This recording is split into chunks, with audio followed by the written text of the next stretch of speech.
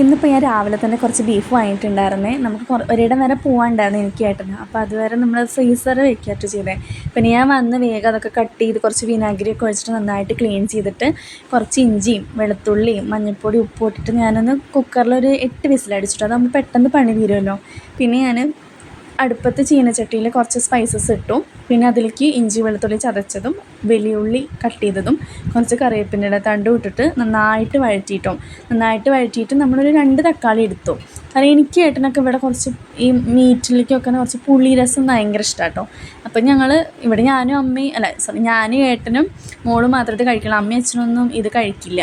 പിന്നെ ഏട്ടനും എടുത്തുമൊക്കെ വേണം കേട്ടോ അത് തീരണമെങ്കിൽ. അപ്പം ഞാനിതൊരു കിലോനെ വാങ്ങിച്ചത്. അപ്പം നമുക്ക് 2 ദിവസം ഇരിക്കുമല്ലോ വിചാരിച്ചിട്ട് ഒന്ന് നന്നായിട്ട് വാടി വരുമ്പോൾ പിന്നെ അതിലേക്ക് നമ്മളൊരു 1.5 ടേബിൾ സ്പൂണ് മുളക് പൊടി ഇട്ടു. പിന്നെ ഒരു ചെറിയ സ്പൂണായതുകൊണ്ട് ഒരു 3 ടേബിൾ സ്പൂൺ മല്ലിപ്പൊടി ഇട്ടിട്ടുണ്ട്.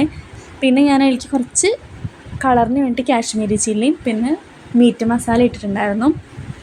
പൊതുവേ എൻ്റെ കറികൾക്കൊക്കെ നല്ല മസാലകൾ ഉണ്ടായിരിക്കും കേട്ടോ. എനിക്ക് മീൻ കറി വയ്ക്കുകയാണെങ്കിലും ചിക്കൻ വയ്ക്കുകയാണെങ്കിലും ഇനിയിപ്പോൾ വറക്കുകയാണെങ്കിലും എന്താണെങ്കിലും എനിക്ക് നല്ല മസാല വേണം.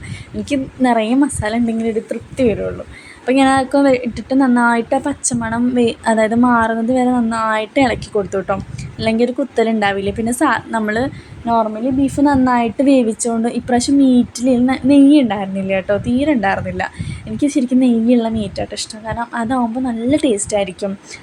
അത് നമുക്ക് പിറ്റേ ദിവസത്തേക്ക് എടുക്കുമ്പോൾ അതിൻ്റെ ഒരു നല്ല രുചി ഉണ്ടാവുക. പിന്നെ കുറച്ച് വിനാഗിരി ഒഴിക്കും ഞാൻ. അത് ഞാൻ ചിക്കനിലേക്കൊക്കെ ഇടാറുണ്ട് കേട്ടോ.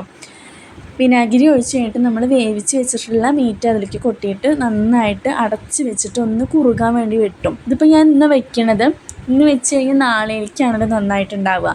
ആ കാശ്മീരി ചില്ലിയുടെ ഒക്കെ കളർ ഉണ്ടാവും. പിന്നെ അതൊക്കെ ഒന്ന് വരട്ടി സെറ്റ് ചെയ്തിട്ട് പിന്നെ ഞാൻ വാങ്ങിയിട്ട് കുറച്ച് വെളിച്ചെണ്ണയും 2 തണ്ട് കറിവേപ്പിലയും പിന്നെ കുറച്ച് പെരുംജീരകവും കുരുമുളകും പൊടിച്ചതും ഇട്ടിട്ടാട്ടോ ഞാൻ വാങ്ങി വെച്ചത്. നല്ല അടിപൊളി ടേസ്റ്റ് ആവും.